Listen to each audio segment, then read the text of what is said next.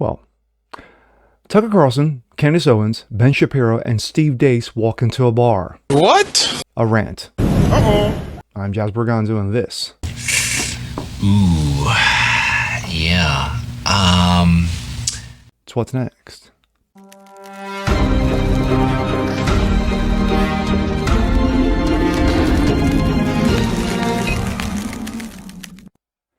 What's up, everyone? Jazz Berganzo here. What's next? Daily Dose. You guys are feeling good today on this Monday.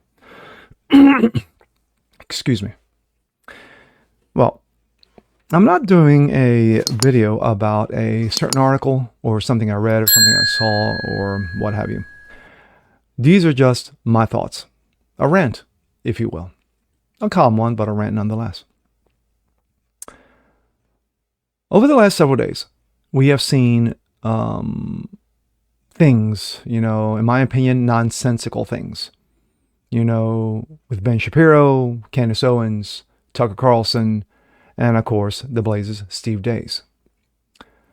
After reading a number of things, after watching a number of videos on this particular topic, the result, it's all nonsense. It's all bullshit. It's all gaslighting. It's all, who's playing the victim? I'm the victim. You're the victim. Everyone's a victim. No. When it comes to the situation between Ben and Candace, you really shouldn't have a horse in this race. I know I don't. There are some things that Ben has said. Like I said, I've been a huge fan of Ben since he was, watching him first time on C-SPAN at 17. So going back quite a ways.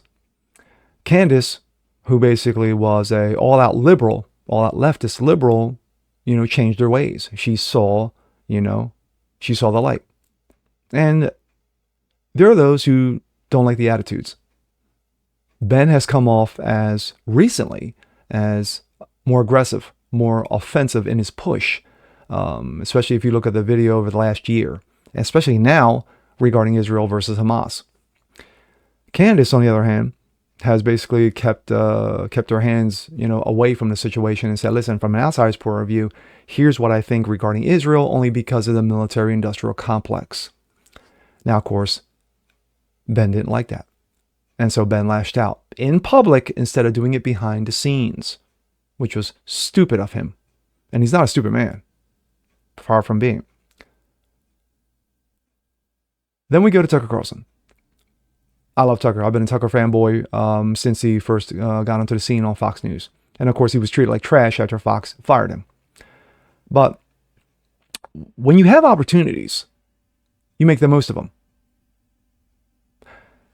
When you say one of, and I'm just ad-libbing from a little bit from Steve Deace, is that when you have an opportunity with one of the most important issues of our time over the last 3+ years, the pandemic, the forced shutdown of the most powerful country on earth, and yet you miss the opportunity. You decide to punt on the situation.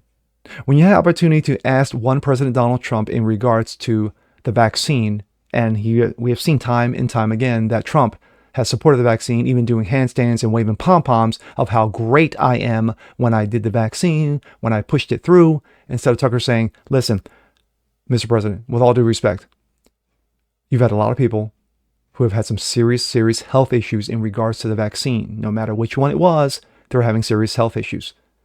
Cardiac arrests, myocarditis, other serious health issues.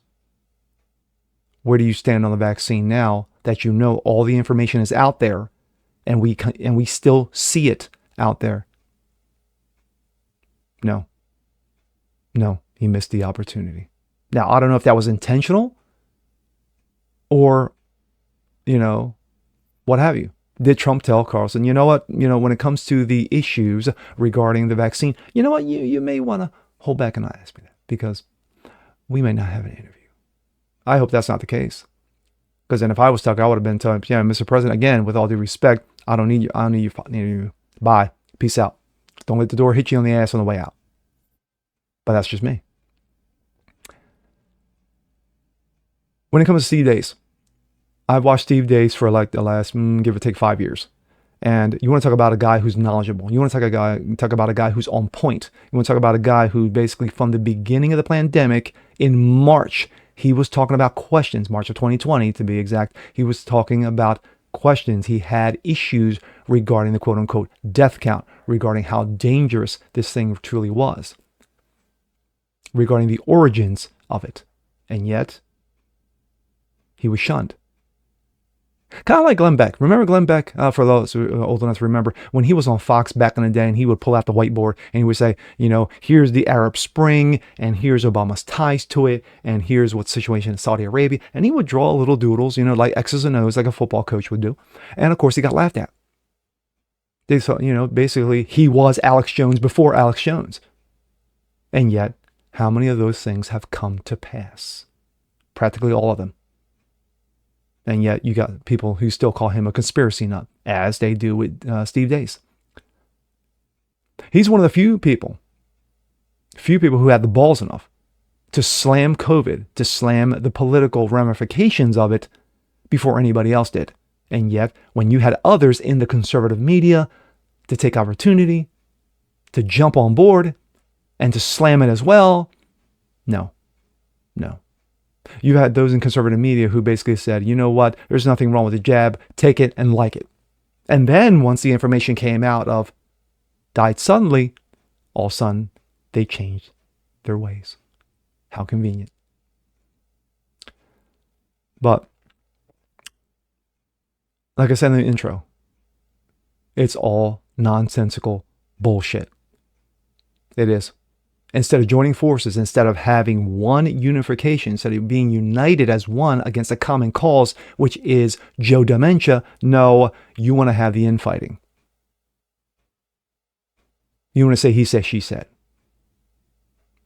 Who checks off more boxes as being the victim? I watch these guys. A lot of them I follow. But it gets harder and harder every day. Because it wasn't like that prior to COVID. Prior to COVID, everybody had their differences, but everybody was pretty much on the same page as far as the common enemy. And that was one Joe Dementia. But now, it's not about Joe. It's not about the socialists in America. It's not about socialists in the Democratic Party. It's not about those who want to wreck your lives, take your Second Amendment rights away. It's not about those who who want to go after your liberties and freedoms, you standing on the corner preaching the word of God. No. We cannot have that. Listen, those, who with Black Lives Matter want to burn the place down. Allow them to do so. Antifa, let them go. Let them do what they do. You want to protest in favor of Hamas? Please do so. What? You for Israel? What are you, a bigot? This is where we are now at the end of 2023. And it's pathetic. It's sad. It's disgusting. A lot of it's abhorrent. It's demonic in some ways. But that's just me. And with that being said, I'm Jazz Berganzo. This is What's Next. Want to see more like this? Please leave a comment below. Like it, share it, subscribe to it. Hit that notification bell so you guys never miss a thing. And I'll see you next time. Peace.